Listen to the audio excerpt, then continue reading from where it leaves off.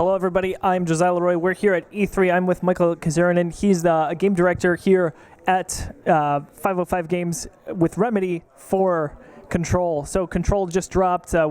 Bombshell announcement at PlayStation's press conference. Very exciting.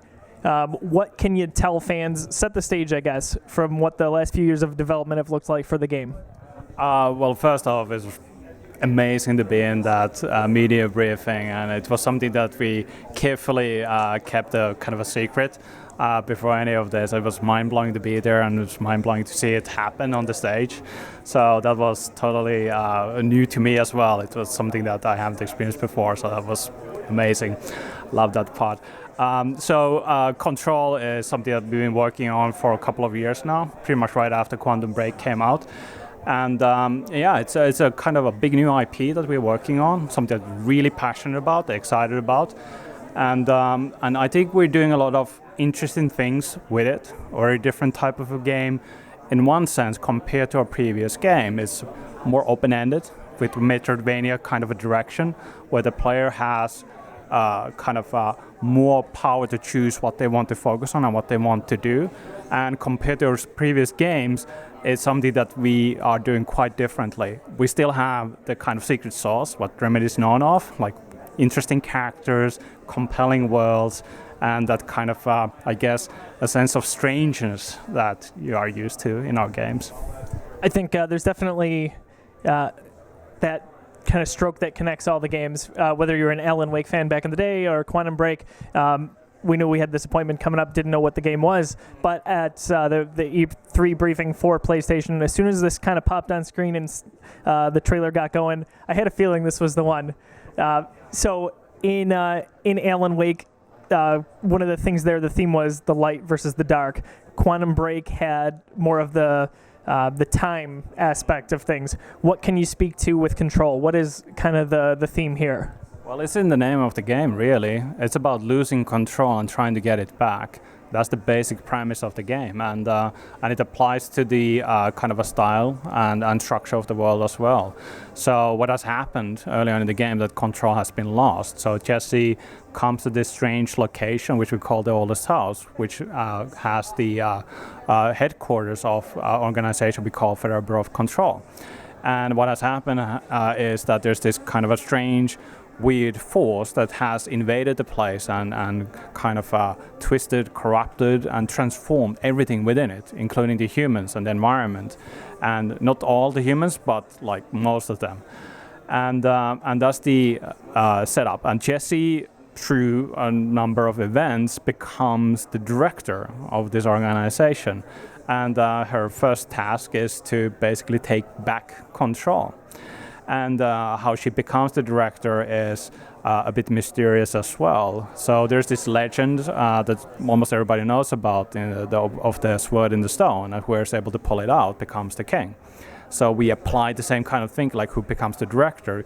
If you can pick up the service weapon that you see in the demo, and you can stay alive, you become the new director, right? So that's what happens to Jesse, and it's a bit of a surprise to her too that happened, and she has to kind of learn to understand what it means, and it's a huge part of the story of becoming the director. It's one thing to be granted that responsibility, but it's one other thing to actually take it and earn it. Now, in the live demo that we witnessed, we understood that the gameplay is more of a focus as opposed to the narrative. Now, obviously, the narrative is important to the story, but being the studio that had Alan Wake, that did Quantum Break, can you speak to finding the perfect balance between both of those, between gameplay and narrative? Right. So when we started creating this concept, we started with the idea of let's build a world first before we actually start to talk about the story. We wanted to create a compelling, interesting place which you want to return to, and with mystery and secrets and things to uncover, and a lot of lore and information that you can find as well. And that's how the oldest house came to be. And once we established these kind of a basic ideas, then we started talking about, okay, what are the different stories that we actually want to tell in this place? And we wanted to do a lot of different stories.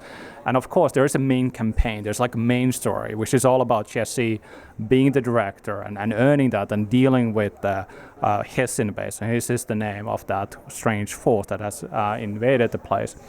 And so there is a main campaign, but there's many other things that you can do as well. So there are side missions, there are secrets, there's exploration. We're planning to do other game modes as well that you can access as well. A bit too early to talk about that. So that was the basic premise. We wanted to create a place that feels real, and has logic in it. So whenever you see a door, you can open it. All the materials that exist behave in a consistent way. So we have concrete, wood, glass, steel, and everything kind of works as you expect it to work. And of course, that's important with the telekinetic abilities that Jesse has, when you can use the environment to attack the enemies or cover yourself or make yourself fly and so on. So it was the basis of how we create this game. And then naturally comes this kind of pacing questions that, okay, what if you tackle the main story, but then you want to deviate from that, you need to do something else. So we had to design the story with that in mind, to have that pacing in place that allows you to actually go and do these other things without feeling like it breaks the basic setup of the story flow. So there is a different approach on how we have crafted this story. It doesn't mean that it's a lesser Remedy story by any means. It's still, has the elements that we're known of. And as you said, there's this kind of a central theme. When you kind of look at different games we've done, Alan Wake, Max Payne, Quantum Break, the same elements are still there. It's just accessed in a different way. Now, regarding the world itself and choice, we saw that there was a gentleman that we could have helped. Now, for the sake of the demo, we had to keep moving. But is there anything where a side mission or different choices will influence the narrative directly? So what we wanted to do is that when we tell a story, we do it in a very kind of definite style and tone, and it has a clear ending and so on. So there's not going to be as much branching. So there will be stories that you can start and it will conclude, and you can do other stories.